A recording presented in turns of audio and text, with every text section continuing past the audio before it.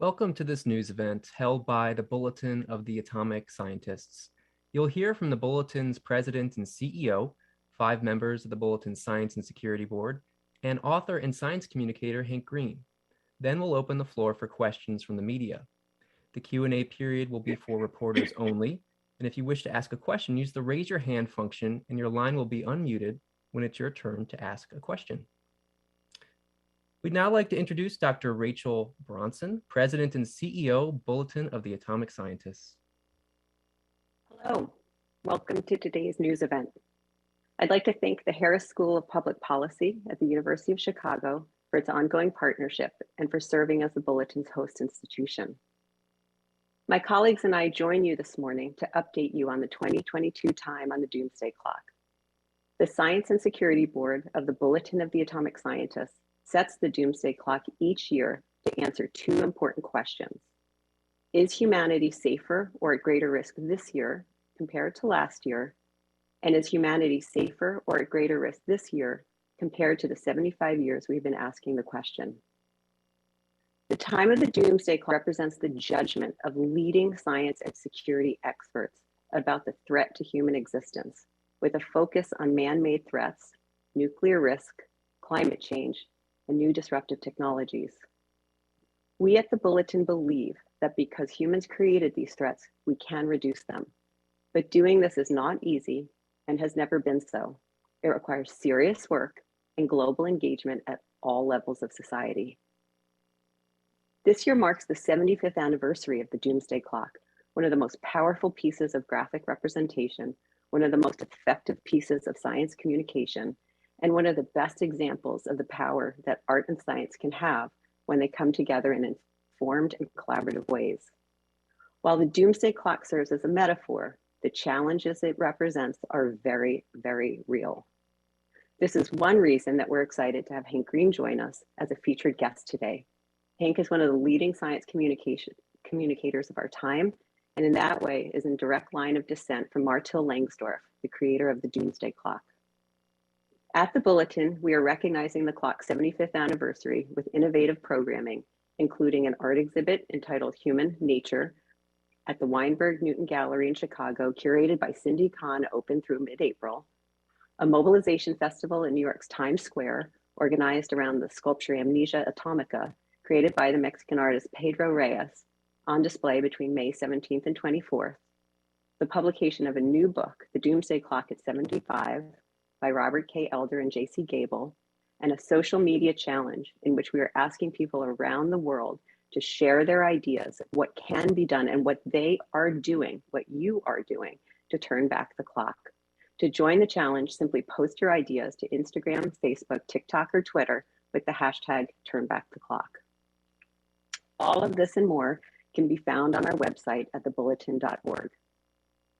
Since its inception, the Bulletin's Doomsday Clock has been set closer and farther away from midnight. In 2020, we set the clock the closest it has ever been to midnight, 100 seconds. It has been set as far away as 17 minutes to midnight at the end of the Cold War. The reasoning for why we set the time where we do can be found in our annual statements that accompany our announcements. We are releasing the 2022 time statement today, and that can also be found at thebulletin.org. When the board set the clock last year at 100 seconds to midnight, we noted that we continue to believe that human beings can manage the dangers posed by modern technology, even in times of crisis. But if humanity is to avoid an existential catastrophe, one that would dwarf anything it has yet seen, national leaders must do a far better job of countering disinformation, heeding science, and cooperating to diminish global risks. The board went on to argue that the COVID-19 pandemic serves as a historic wake-up call, a vivid illustration that national governments and international organizations are unprepared to manage complex and dangerous challenges like those of nuclear weapons and climate change, which currently pose existential threats to humanity, or other dangers, including more virulent pandemics and next generation warfare that could threaten civilization in the near future. This year, in our statement, the Science and Security Board highlights several bright spots and many disturbing trends. The board describes a mixed threat environment, one with positive developments counteracted by accelerating negative ones, an environment that my colleagues will further elucidate in the follow-on discussion that can be found in the statement on our website. Now, joining us from Chicago to reveal the 2022 Doomsday Clock time are Dr. Daniel Holtz, a co-chair of the Science and Security Board and a professor at the University of Chicago in the departments of physics, astronomy, and astrophysics, the Enrico Fermi Institute and the Kavli Institute for Cosmological Physics. And Dr. Suzette McKinney, a member of the Science and Security Board. She is also the principal and director of life sciences at Sterling Bay, where she oversees relationships with the scientific, academic, corporate, tech, and governmental sectors involved in the life sciences ecosystem. Today, the members of the Science and Security Board find the world to be no safer than it was last year at this time, and therefore have decided to set the doomsday clock at 100 seconds to midnight. The doomsday clock continues to hover dangerously, reminding us how much work is needed to ensure a safer and healthier planet. We must continue to push the hands of the clock away from midnight. Join us by participating in our Turn Back the Clock challenge that can be found on our website, thebulletin.org. Thank you. Before we continue, please note that a link to the Doomsday Clock report, news release, photos, and video can now be found in the chat area of your Zoom dashboard. The next speaker is Sharon Squassoni, research professor at the Institute for International Science and Technology Policy, Elliott School of International Affairs at the George Washington University, and co-chair of the Bulletin Science and Security Board. Thank you. Good morning, afternoon, or evening, wherever you're joining us from. The doomsday clock is holding steady at 100 seconds to midnight, but steady is not good news. In fact, it reflects the judgment of the board that we are stuck in a perilous moment, one that brings neither stability nor security. In 2021, there were some positive developments in each of the areas of concern that the Science and Security Board reviews. However, these have not managed to outweigh the longer-term negative trends that continue to erode security. For example, the extension of the New START Treaty helpfully keeps a cap on numbers of US and Russian strategic nuclear weapons. Are we better off with the treaty? Absolutely. But it is a small down payment on strategic stability so desperately needed between the US and Russia. In the current environment, where we have neither arms race stability nor crisis stability, tensions over Ukraine loom ominously. And with China, efforts to craft a strategic stability are in their infancy. In climate change, rhetorical progress is not yet matched with swift actions. And in the sphere of biosecurity, trends point toward less rather than more cooperation to identify and manage or mitigate threats. A particularly invidious threat is the intentional undermining of the public's ability to sort out what's true from what's patently false by information warfare. This subverts our ability to arrive at consensus on the solutions needed to achieve positive change. We include at the end of our statement an illustrative list of positive actions that could make a meaningful difference. Although it's not often said, the Science and Security Board is largely optimistic about humankind's ability to use technology to mitigate existential threats, provided there is a will to work toward common objectives. I would now like to turn the floor over to my colleagues who serve on the Bulletin's Science and Security Board to highlight the challenges we considered when setting the 2021 time. Thank you. Again, that was Sharon Squassoni, research professor at the Institute for International Science and Technology Policy, Elliott School of International Affairs at the George Washington University, and co-chair of the Bulletin Science and Security Board. Let's go to our next speaker, Dr. Scott D. Sagan, Caroline S.G. Munro Professor of Political Science and Senior Fellow and Co-Director at the Center for International Security and Cooperation at Stanford University. I want to start by acknowledging some positive steps moving away from the brink in 2021. In February, the United States and Russia agreed to renew the New START treaty for 5 years, capping the number of strategic warheads in each arsenal at 1,550. Washington and Moscow also started 2 sets of diplomatic dialogues about how to best maintain nuclear stability. And Presidents Putin and Biden repeated the mantra that Reagan and Gorbachev first uttered: a nuclear war cannot be won and must never be fought. Such statements do not automatically produce stable relations, but they at least display an awareness of the gravity of the problem.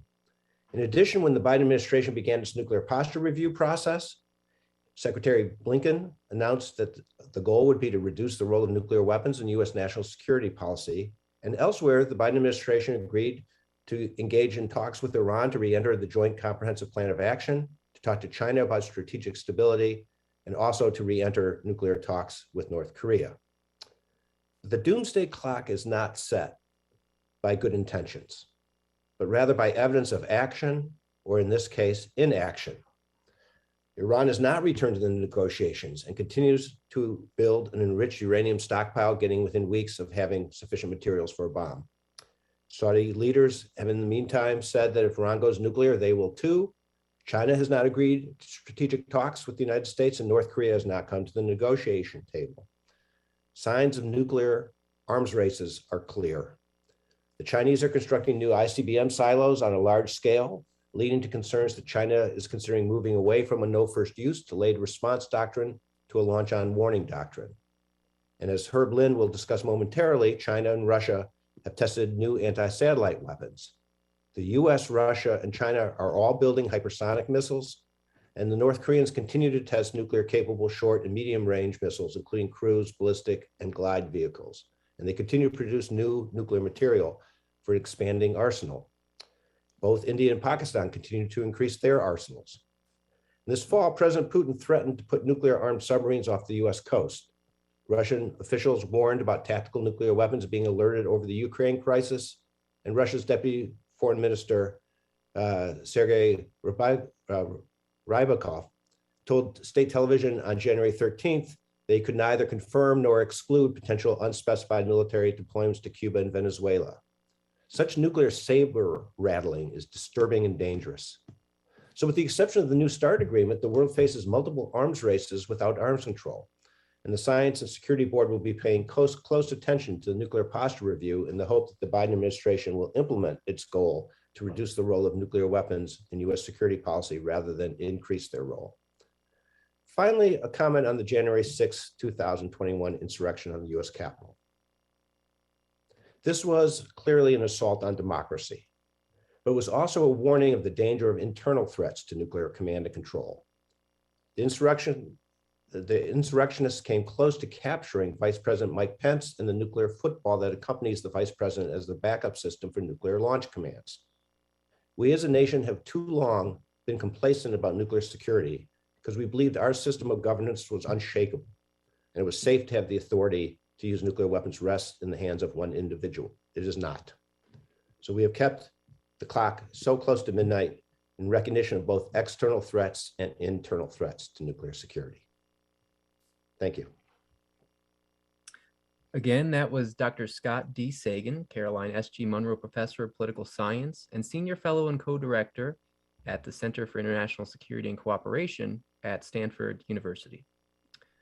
Let's proceed to our next speaker, Dr. Raymond Pierre Humbert, Halley Professor of Physics at the University of Oxford and lead author on the IPCC Third Assessment Report. Yes, hello. Each year that human activities continue to dump carbon dioxide into the atmosphere nearly irreversibly ratchets up the toll of human suffering and ecosystem destruction arising from global climate disruption. The essential measure of success in averting worsening climate catastrophes is the extent to which actions are put in place to put emissions on a track to be zeroed out within the next several decades. We've had over 40 years of warning that the climate crisis was coming. The 2021 Physics Nobel Prize, in fact, recognized that the connection between human-caused carbon dioxide emissions and global warming is based on absolutely firm physics. It's a tragedy that the warning has not been acted upon sooner. There is no more time to waste. The year began with reasons for hope, in particular with, following the election of Joe Biden to the presidency of the United States, the return of an administration there that views global warming as a real and serious problem requiring action. There was also great hope that the Glasgow Conference of Parties meeting would usher in a new era of more stringent commitments toward achieving the net zero goal. Unfortunately, the clock is ticking, and actions taken are not nearly sufficient to achieve decarbonization of the world economy at the rate needed to avoid 2 degrees Celsius of warming, let alone 1.5 degrees Celsius of warming. There was hope that in the recovery from the COVID crisis, the world could build back better, and that part of that would be making progress towards decarbonization, but that has not happened to any great extent.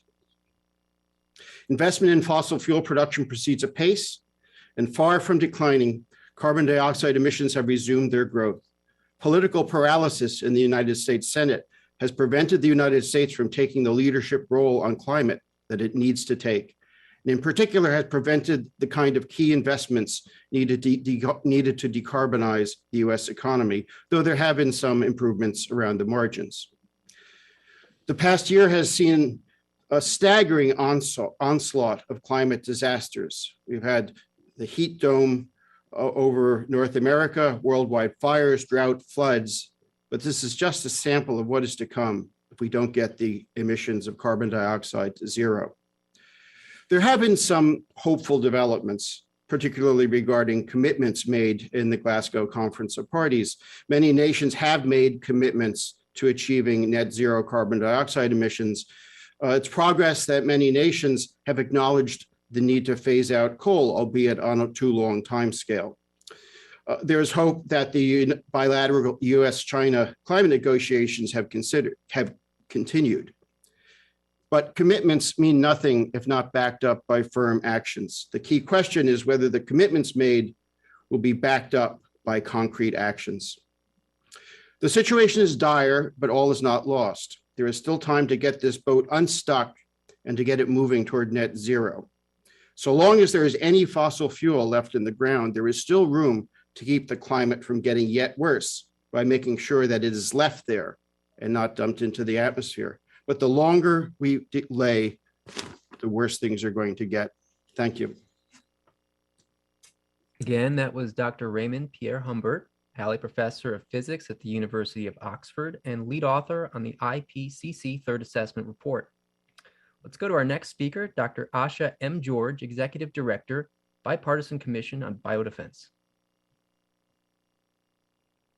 COVID-19 has revealed our national and global vulnerabilities to biological events. Millions around the world continue to be infected by a disease caused by a virus we managed to ignore for 20 years. In 2002, the first cases of SARS appeared. Those initial outbreaks should have served as an adequate warning. After all, the disease was deadly and highly infectious. But we managed to control its spread and felt so comfortable that we halted research into a vaccine to treat it. As if that was not enough, we went through the same experience 10 years later in a different part of the world with MERS. We got it under control and forgot about it again. 7 years later, COVID-19 began. The notion that we will never again experience a worldwide disease event caused by SARS is utterly illogical. If we can bring an end to this pandemic soon, we should still expect another variant to arise within 5 to 7 years. The virus continues to mutate and defy our expectations, as well as our medical countermeasures. Let me also remind you that we have yet to defeat pandemic influenza, Ebola, cholera, and a whole range of weaponized biological agents. As the world continues to focus attention and resources on responding to COVID-19, it does little to eliminate the vulnerabilities the disease exploited in the first place. Make no mistake, COVID-19 continues to exploit those vulnerabilities. Misinformation, disinformation, and to borrow from our French colleagues, non-information continue to exacerbate our inability to defeat this virus. Leaving aside the threat from naturally occurring diseases like COVID and pandemic influenza, human-generated biological threats continue to increase. Some we have brought on ourselves, such as through the inappropriate and practically flagrant misuse of antibiotics, forcing microorganisms to mutate and overcome the few medical countermeasures we have. Others occur because the onerous requirements of programs to regulate high biosafety level laboratories do not adequately prevent inadvertent releases of organisms into surrounding environments, not even here in the United States. Many nation states, failed states, and terrorist organizations have also expressed interest in the advantages biological weapons afford, especially in the way of asymmetric warfare. The fact that we have active biological weapons programs in Russia and North Korea, with China and Iran close behind, should give us pause. Nearby countries and those that consider these countries to be enemies must now engage in the arena. The biological arms race has begun again at a time when our vulnerabilities are most obvious. At least 5 million people have died from COVID-19 throughout the world, with an additional estimated 30 million deaths going unreported. Thousands of laboratories work with dangerous pathogens, not just the 59 highest containment laboratories, and those are the labs that we know about.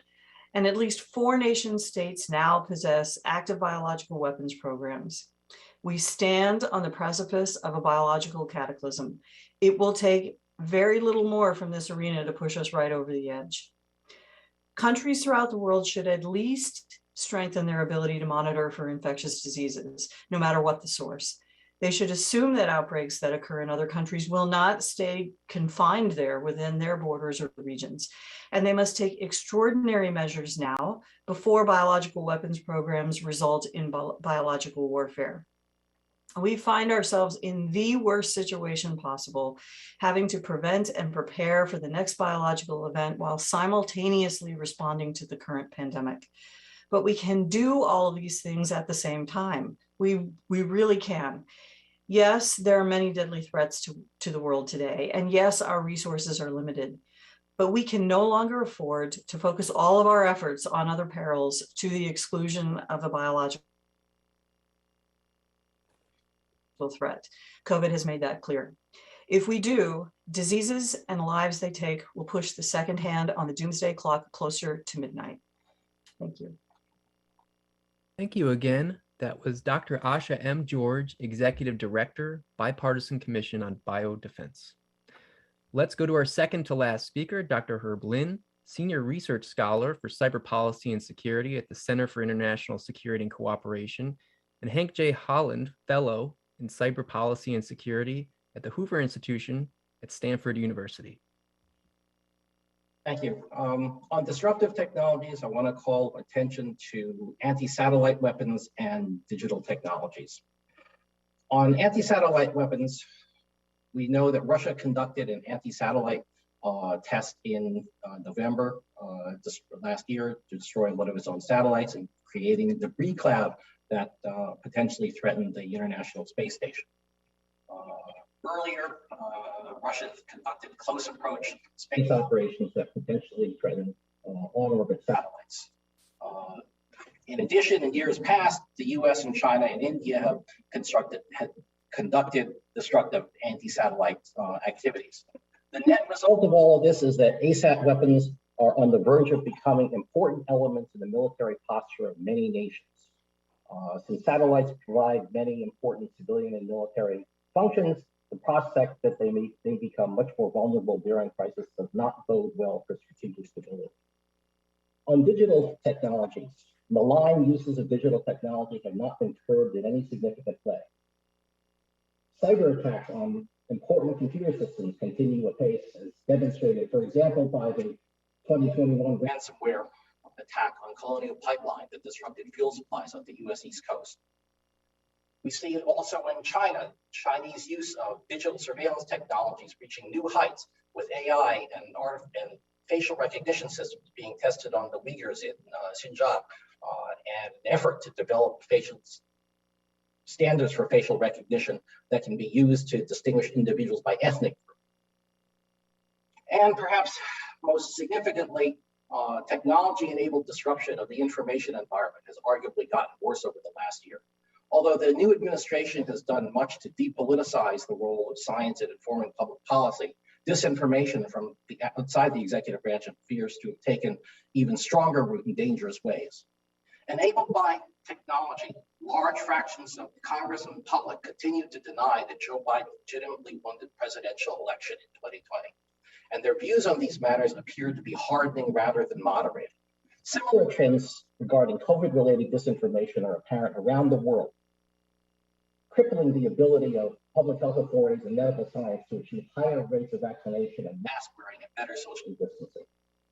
And despite the revelations last year about the role of social media campaigns in taking advantage of vulnerabilities in human psychology and cognition to spread disinformation and societal disunity, the actual behavior of social media companies has changed hardly at all. The even more alarming has been the cynical exploitation of such trends by elected officials and their quest to gain or retain political power. Rather than standing up for the rule of law and defending conclusions of an independent judiciary regarding various allegations of election fraud, they pointed to such outcomes as yet more evidence of a system rigged against them. Technology has contributed mightily to an environment in which no conceivable evidence or rational argument can persuade true believers to change their minds. And the resulting fractures mean a world in which different and antagonistic political tribes each live in their own factual universes. This is not a world governed by reason or reality and is itself an existential threat to modern civilization as we have come to know it. Thank you again. That was Dr. Herb Lin, Senior Research Scholar for Cyber Policy and Security at the Center for International Security and Cooperation, and Hank J. Holland Fellow in Cyber Policy and Security at the Hoover Institution at Stanford University. Finally, we'll now turn to our special guest speaker, Hank Green, science communicator and author. Thank you, everyone, for all of that information. I'm really honored to be doing this and sobered by the challenges that have been presented by all of you here today. This is the third year in a row now that the clock has remained at 100 seconds to midnight. And at first glance, that might seem like, great, okay, we're at the same place we were last year, but we aren't. I mean, have you looked around? It feels like things have changed in this year, because this is not what this symbolizes. I think that there have been many positive outcomes that would have moved the clock back on their own. Our understanding of COVID-19 and our capability of preventing and treating it have expanded massively. Our ability to rapidly design and manufacture vaccines is unparalleled in human history. Major car manufacturers are planning on releasing over 100 different fully electric vehicle models in the next 2 years. And this is a stat that kind of blew my mind. The United Kingdom emitted more carbon dioxide in 1889, not per capita as an entire country, than it did in 2021. So economies can grow while emissions shrink, and some governments are doing that. Other governments are pledging to do that. This is nice to know that it's possible, at least. Meanwhile, there are reasons to move this clock closer to midnight. There's a rising tide of nationalist and isolationist bluster that has resulted in rapid movement away from the kind of multilateral agreements that we need for weapons technologies and climate change and biotechnology and artificial intelligence. Human exposure to extreme heat has tripled since 1983. When I was 3 years old, the existence of vaccines has only helps people as much as people will take them.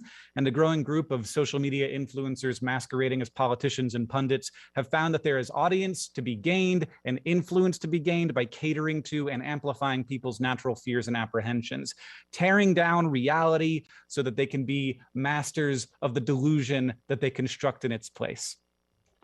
75 years ago, when the Bulletin of the Atomic Scientists first debuted the Doomsday Clock, I doubt anybody in that room would have challenged the idea that the technologies that are most disruptive to human societies are weapons technologies. But I want to challenge that idea today. The thing that makes us human, that gives us the ability to use the secrets of the atom to destroy whole cities, or use those exact same secrets to fight a cancer to save the life of a child, it's not our control of the atom, it's communication at the root of that. And as we have increased the amount of information we can transfer between each other quickly, so has our power over the world grown. And that power has allowed us to travel to the moon, to visit our grandparents in Seattle, to dramatically decrease the rate of infant mortality, to look back in time to the beginning of the universe, and to watch me in my office from 1,000 miles away. This is the power that allowed the universe to wake up and look at itself and then say to itself, this is beautiful.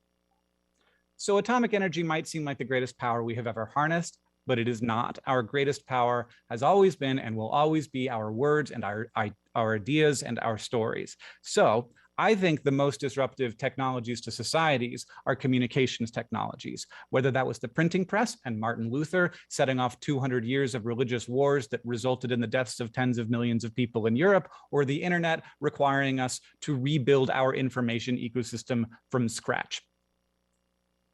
I think we need to remember that we are at the beginning of a very big shift in how humans communicate. We do not know what we are doing with this colossal new tool that we have been given.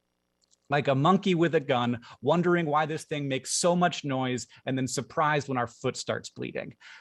But I know a group of people who are better at handling it than anybody, or at least the demographics of the people on the screen today, people who are better at noticing the BS, and it's seeing when like a scalpel is being used like a sword. They are the people for whom it has always been there, young people. And if I have things to say to young people, one, thanks for being in this world at this time. But second, if you put the weight of all of those problems on your shoulders alone, you will be miserable and you will burn out and you will not be useful in this process. So pick a focus and care about that thing, maybe two things, but definitely don't feel like a bad person when you're not doing everything, because no one changes the world alone and no one doesn't change it at all. And you know what that looks like? It looks like everything. It looks like teaching and nursing and research and engineering. There isn't a field that isn't about restabilizing the world, as long as you think we need to be restabilizing the world and I want to be a part of that. Because at its core, this is about everything from caring for each other to designing power storage systems. It's about being thoughtful inside of bold action, which isn't easy, but it is possible. And I'm a little tired of hearing people say that we just need to get serious about these things, fixing these problems. We're serious about fixing these problems, but they are very hard. You know why we're 100 seconds to midnight? It's because having a roommate is a pain in the butt. So don't expect it to be easy to have 7 billion planet mates. We're not all going to agree on stuff, but we still have to work together. I think that we spend a lot of time feeling mad and powerless these days. And let me suggest instead, maybe just one day a week, instead of getting mad, try getting curious. Figure out why these problems aren't getting solved and be one part of one reason it gets a little easier. I'll do another one, and then somebody else will do another one, and together we'll get it done. Every year I spend on this planet, I am more amazed, astounded, and frustrated by humans. But if there's one thing that we keep doing over and over again, it's impossible stuff. What is the first step toward doing that? You have to care. You have to be interested in it, even obsessed in it. Not all of the, not obsessed in like the bad people who are standing in your way, which is very easy to focus on them because we're people focused, because we're people. Not be focused in the Twitter fights and the clever quips of the influencer politicians. Focused and curious about the actual problems. And the fact that you're here right now, if you're listening to these experts shout for multilateral commitments to no first use weapons policy and dramatically decreased carbon emissions, is proof that you do care. The fact that you know what a no first use nuclear weapons policy is, even if you didn't know that 30 minutes ago. The fact that you have the words, that you have been given them, and that you can imagine the story where powers with deeply conflicting interests can nonetheless agree on what Ronald Reagan said. I don't agree with everything he said, but I agree that a nuclear war cannot be won and must never be fought. And likewise, we have to say the war against the climate crisis can be won and must be fought. There's no doubt that we were cursed to live in interesting times, and I'm sorry about that.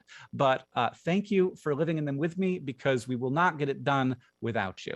So on the 75th anniversary of the Doomsday Clock, the Bulletin and I are asking people to join the Turn Back the Clock challenge. This is a hashtag because social media can be used for good. We want to hear about the actions that inspire you and how we can work together to save the world. So to join the challenge, simply post your ideas on Instagram, Facebook, TikTok, or Twitter with the hashtag Turn Back the Clock, hashtag Turn Back the Clock. And if you want to take another step today, you could check out peace-dividend.org, where people of the planet are asking for something small yet massive. You'll find out about it when you get there. Thank you, everyone.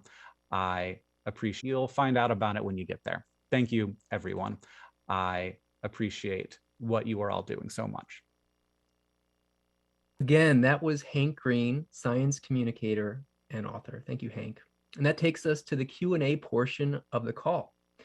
If you wish to ask a question, use the raise your hand function and your line will be unmuted when it's your turn to ask a question. As a reminder, these are audio only questions. You'll not be on camera, and the Q&A period is for reporters only. If you're having issues with your own audio or the raise your hand function, you may use the text-based Q&A box and we'll do our best to get to all the questions. And before we start taking questions, we'd like to remind you that a link to the Doomsday Clock report, news release, photos, and video is available in the chat area of your Zoom dashboard. Alternatively, you can go to thebulletin.org to find all the materials related to today's announcements. Okay. I think we'll take our first question here. It's from Voice of America, Dongjung Park. Please unmute your line. Hi, I have a question to Dr. Scott. So how do you think North Korea's nuclear and ICBM development will affect the end of the world? North Korea has continued testing short-range and medium-range missiles. It has, fortunately, not restarted the testing of ICBMs. That's something that's good. What we don't know is whether they feel that having tested one missile that could hit the United States is sufficient, and that they think that we would not think that that is sufficient, having only tested one. They might. So I think what they are doing is dangerous because imagine the following scenario. If even if you think that they do not want to start a war, which I believe is true, they do not want to start a war. Imagine the incident that occurred in Hawaii in 2017, where a individual announced that missiles were incoming to Hawaii over the emergency warning system and said, this is not a test. People in Hawaii got really nervous. People in Washington did not, however, because we have redundant warning systems. We have professional people who said this was a mistake immediately. And we really didn't think North Korea was about to attack Hawaii. Imagine that occurs in North Korea today, that kind of incident. A, they don't have redundant warning systems. They have very primitive warning systems. B, you don't get in trouble if you make a mistake in North Korea. You can get killed. So people are not going to try to say, yeah, we made a mistake. And three, they did think we were about to attack them because we kept saying we were going to attack them. So I am very worried about the situation in North Korea, not just because of concerns about North Korean decision-making, but because of the risk of an accidental or unauthorized use there. Great, thanks. Just to cut in, we want to make sure that reporters on the line have a chance to pose their questions. We know there are several of you. If you wish to ask a question, use the raise your hand function and your line will be unmuted when it's your turn to ask a question. And as a reminder, the Q&A period is for reporters only. If you're having issues with your audio or the raise your hand function, you can use the text-based Q&A box and we'll do our best to get to all the questions.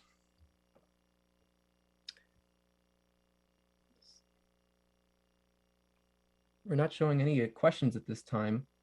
Rachel, is it okay if I throw it over to you for some, to add a little bit? Great, well, thank you. I think you've heard from our Science and Security Board, and this will all be online at bulletin.org. And for additional questions and to continue the conversation, the Bulletin works on these issues 24/7, 365 days a week. So check out our site where you can see the members of the Science and Security Board and their contributions to the discussion, as well as experts from around the world constantly chiming in. So with that, Max, I think I can turn it over to you and adjourn the program. Thank you. And just so you all know where to get more information following today's news conference, to connect with any of the speakers you've heard from today,